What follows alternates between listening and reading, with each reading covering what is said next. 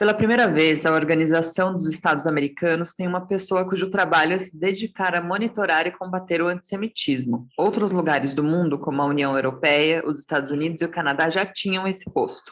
Será que a criação desse cargo é um sinal positivo ou negativo? Quer dizer que a organização está atrasada ou que o tema piorou tanto que é preciso ter ainda mais atenção? Eu sou a Ana Clara Buchmann, também conhecida como Malca, ativista comunitária de longa data, e esse é o E Eu Com Isso, o podcast do Instituto Brasil-Israel. Eu sou Amanda Hatzira, pesquisadora de temas ligados à política e sociedade israelense. E quem assumiu esse cargo foi justamente um brasileiro, o nosso convidado hoje, que é o Fernando Lotenberg. Ele é advogado e primeiro comissário da Organização dos Estados Americanos para o combate e monitoramento do antissemitismo. Talvez você se lembre, ouvinte, do Fernando do nosso episódio de número 8, quando ele era presidente da CONIB. Seja mais uma vez muito bem-vindo aqui no nosso podcast, Fernando. Obrigado, Amanda e Malca. É um prazer voltar aqui e poder conversar com vocês agora nessa nova função. Para começar nossa conversa, para quem está ouvindo a gente, nunca ouviu falar, do que é a OEA, Eu queria que você começasse contando um pouco,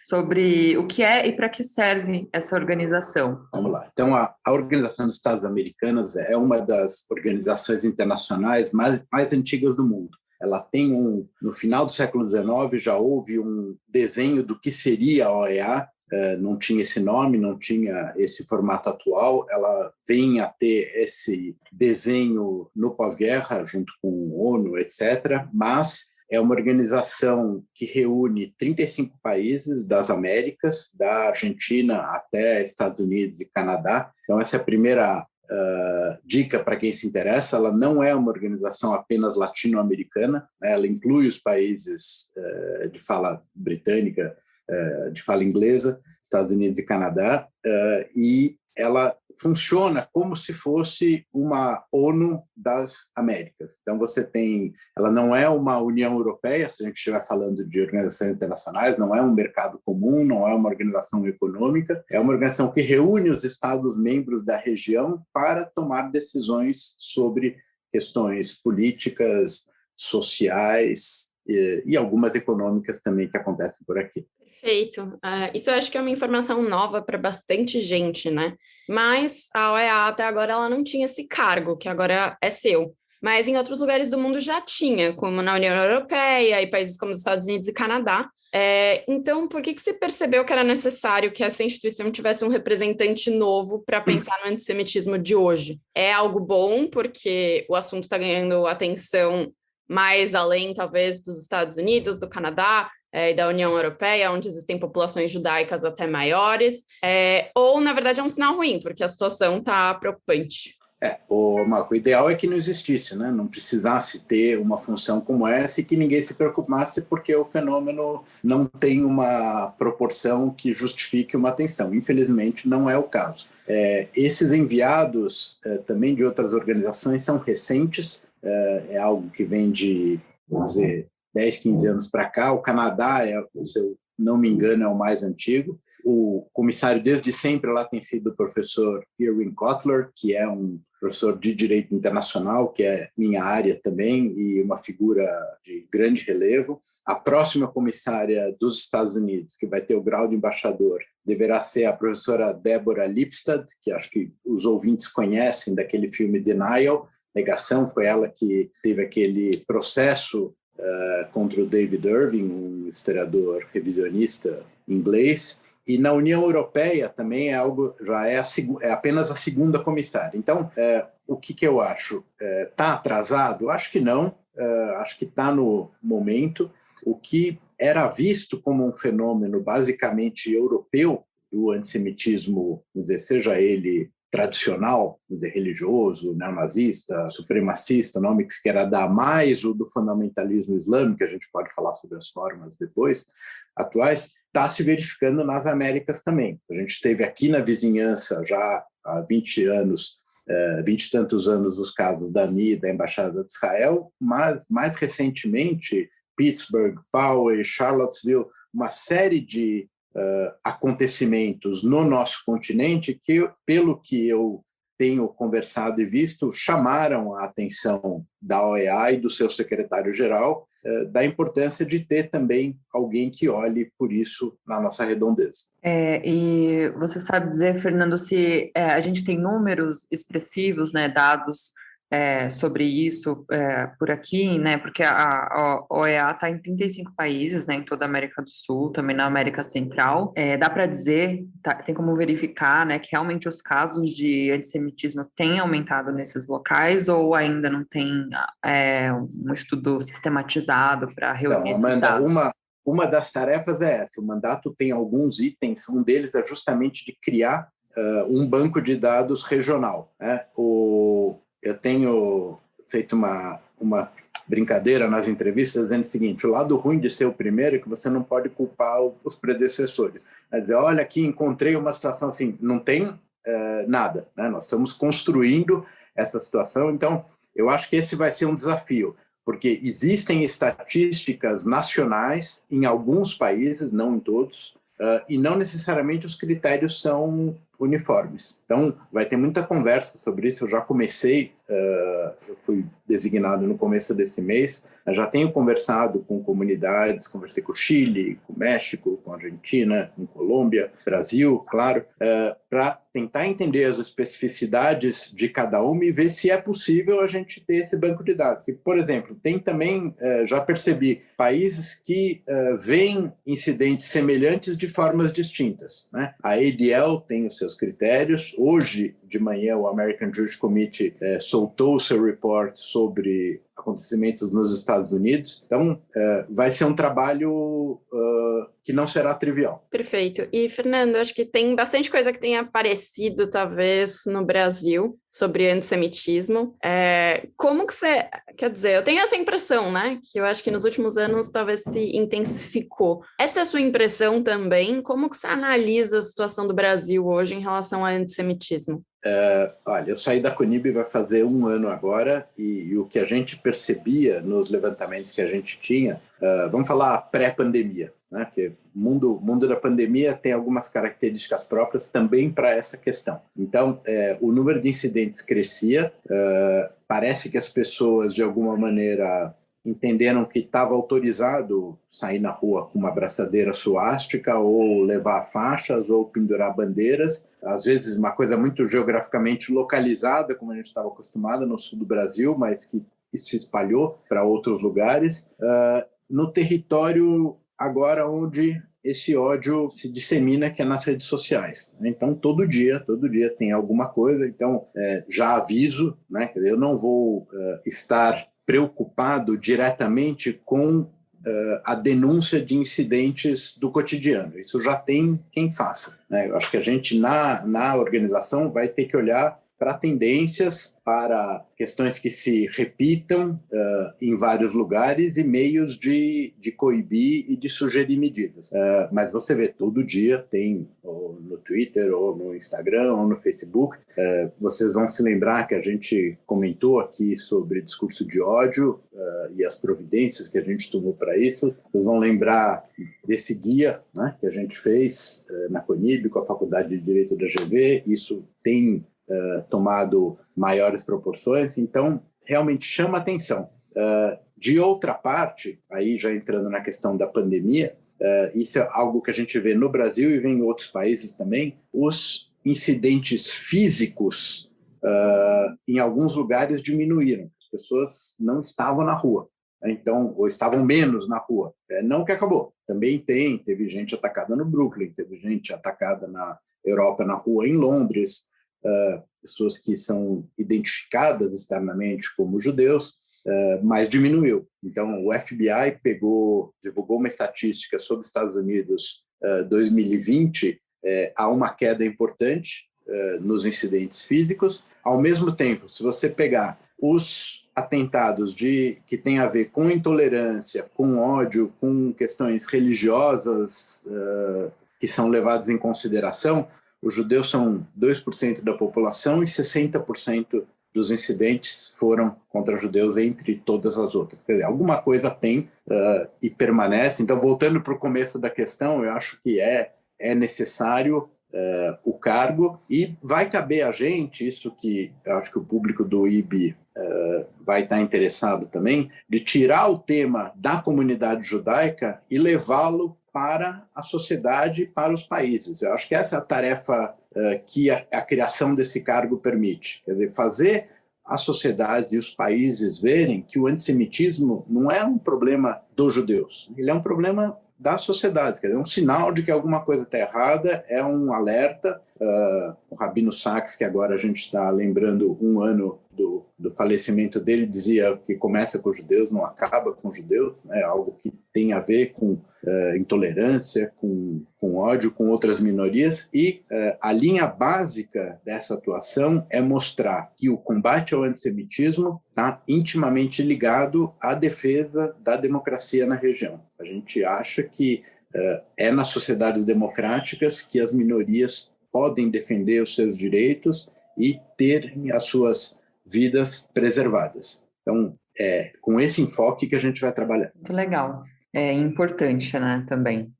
Só para compartilhar com o nosso ouvinte, para quem está acompanhando a gente, né, como o Fernando falou, já tem pessoas monitorando e levantando esses dados, né, relativos a denúncias e células neonazistas aqui no Brasil. E só para compartilhar, a Adriana Dias, com quem a gente já conversou, é uma pessoa que tem feito esse monitoramento já há mais de 20 anos, e entre 2015 e 2021 teve um salto de 75 para 530 células neonazistas só, assim, que foram identificadas, né, que ela trouxe ao conhecimento público, né, e entre 2018 e 2021 também houve um aumento de 900% de denúncias, né, de apologia ao nazismo. Então, realmente, né, são números bem expressivos, né, o que demonstra ainda mais a importância, né, de um trabalho como esse.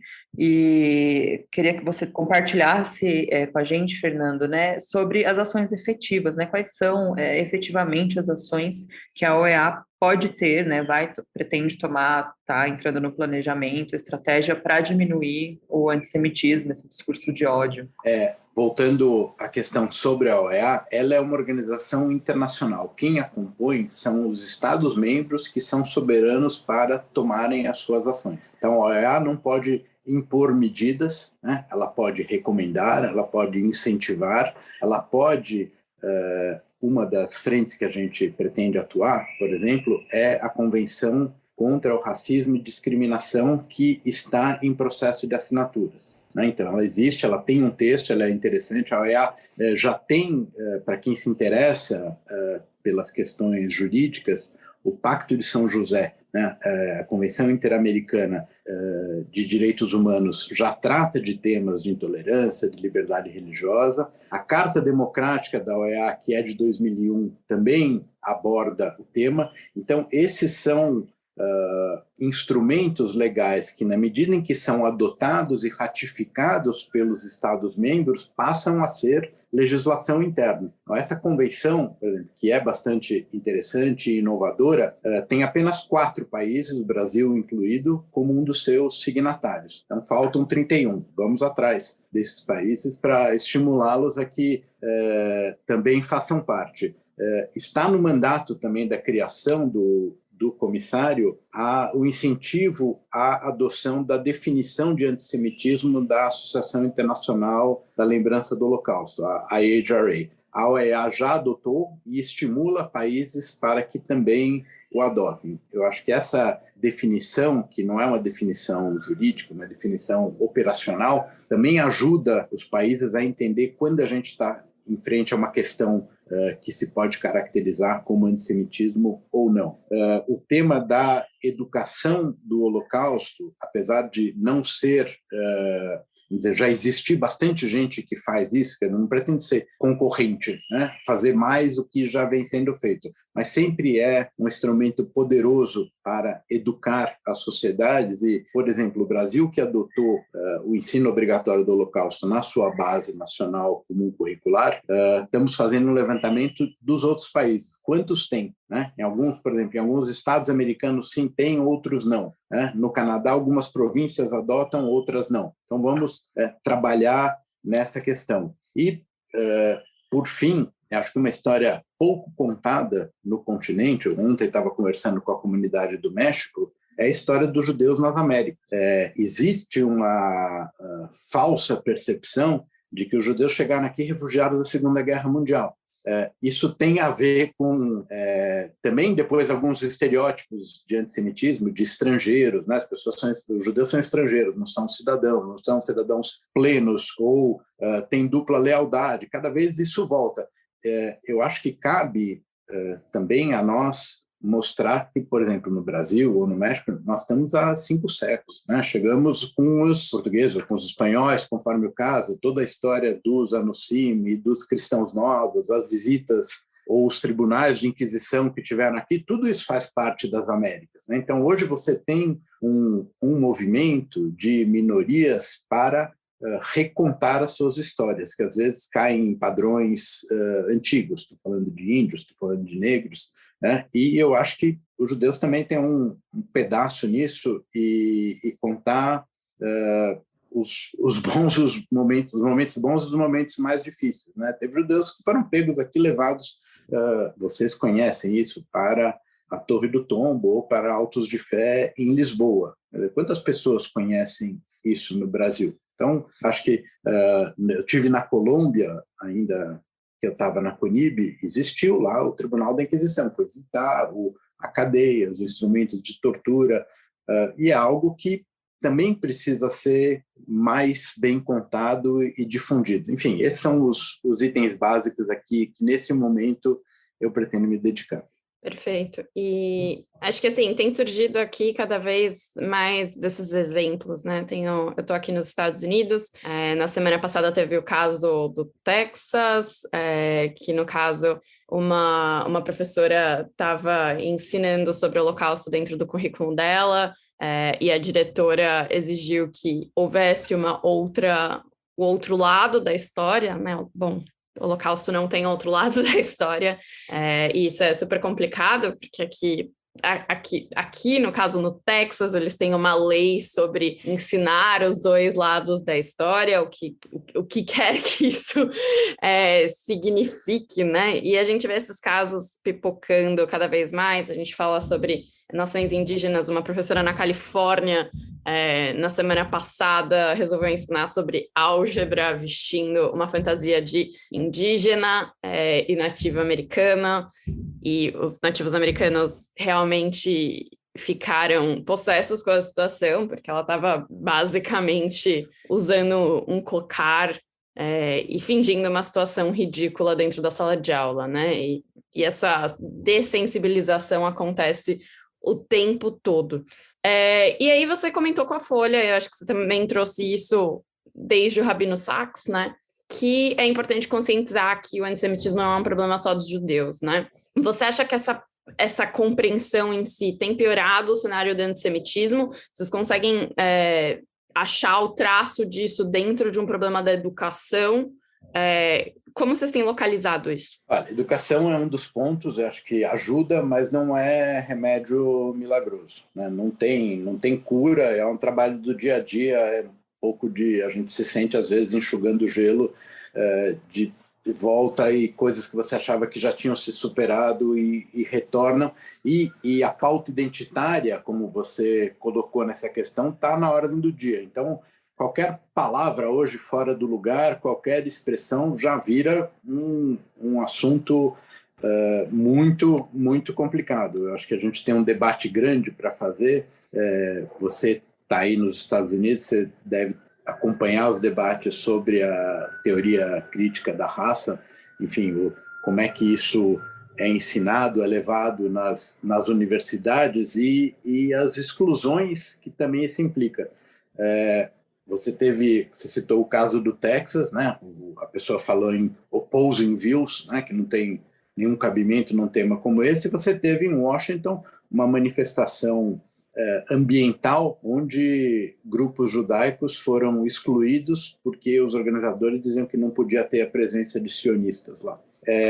Enfim, é algo que vai, vamos dizer, da extrema-direita à extrema-esquerda, cada um com as suas características. A gente tem que ter claro o que tipo de antissemitismo a gente está enfrentando. né? Senão você usa vamos dizer, o remédio errado para o problema errado. Né? Você acha que tem uma solução para tudo e não é. Quer dizer, tem educação, ajuda a combater preconceito, ajuda a esclarecer, ajuda a formar gerações. Agora, eu estava conversando com a encarregada no Ministério de Relações Exteriores, que é a Ruth Cohen-Dar.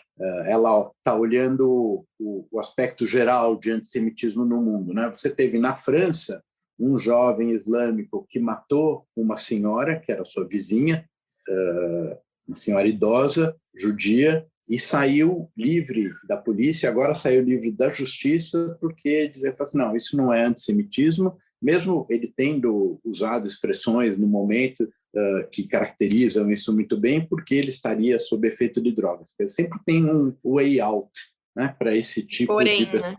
Olha, não foi bem assim, né? Não é isso que ele quis dizer, não foi isso que...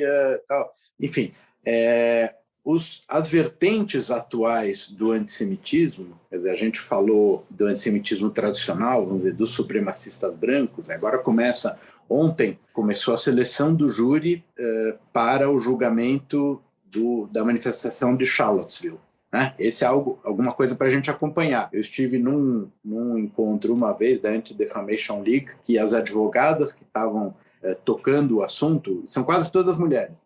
É muito interessante isso, explicando como que elas estavam fazendo, que a questão não é só penal, né? Elas têm também ações de indenização contra as pessoas e contra as organizações que estão fazendo, que está apertando o cerco. Quer dizer, é uma maneira também de você enfrentar esse fenômeno atacando o bolso, né? Que é um órgão bastante sensível para pessoas e organizações. Então, uma estratégia interessante, vale a pena a gente acompanhar o que vai acontecer aqui. Então, esse, vamos dizer, do lado direita. Do lado da extrema esquerda, você tem todas essas questões que envolvem a demonização de Israel, o tratamento como se fosse uma coisa à parte, ou procurar analogias onde analogias não existem, de apartheid, enfim, de outras situações históricas que acabam caindo para cima da gente. Então, você não vê, por exemplo, países que são criticados. Vamos pegar a Rússia, por exemplo, né, que tem uma questão com a Crimeia, lá, que entrou na Crimeia, invadiu, ocupou, tá lá. Não vamos entrar no mérito, mas o fato objetivo é esse, que há críticas de outros países, de imprensa e tal, ok. Agora, você não vê russos no exterior, nas suas diásporas, sendo responsabilizados pelo que o governo da Rússia faz. É simples assim. Não é a mesma coisa com os judeus. A gente viu o que aconteceu aqui em Londres, em Los Angeles, em Nova York, depois dos conflitos de Israel com o Hamas. Existe uma responsabilização coletiva que não tem paralelo. Quer dizer, por que isso acontece? Então, vamos conversar sobre isso, vamos discutir, que eu acho que tem um campo grande para a gente desenvolver por aí. Sim, e aí você tocou, né, num assunto que é muito importante, né, e para além disso acontece um fenômeno que eu mesma não sei explicar, que não é dado aos judeus e judias o direito de definir o que é antissemitismo, né, ao contrário de outras minorias, né, e isso é uma questão que você tocou que é bastante relevante. E quando a gente fala de antissemitismo, né, a gente acaba sempre voltando para a temática do Holocausto, né? A gente trouxe essa questão da educação, aí por um lado, enquanto alguns sacralizam o Holocausto, tornam algo sagrado, intocável, né? Outros realmente podem cair na banalização. Eu queria saber se você acha que é importante voltar para essa questão, para esse assunto, ou se a prioridade hoje deve ser falar desses casos, né, mais atuais da atualidade de neonazismo, outros discursos de ódio, né? Qual que é a sua opinião sobre isso? Olha, a gente infelizmente não pode se dar o luxo de escolher. Eu acho que, vamos dizer, tratar de maneira diacrônica, não sincrônica. O Holocausto não está acontecendo hoje, né? Felizmente. Então, ele é uma coisa do passado situada numa determinada conjuntura histórica, geográfica e tal, e a gente tem que contar o que aconteceu e tirar lições disso, exemplos para saber o que pode ser comparado, o que não pode ser comparado, o que é singular, o que é recorrente, e essa discussão segue por aí. Agora, a gente não pode ficar preso nesse passado, né? Você falou de sacralização, nós temos problemas concretos hoje, né? Existem comunidades sendo atacadas virtualmente, fisicamente, moralmente, é disso que a gente vai cuidar. Se a gente pode usar a memória, no bom sentido, né? Como exemplo, como aprendizado, como difusão de conhecimento, tanto melhor.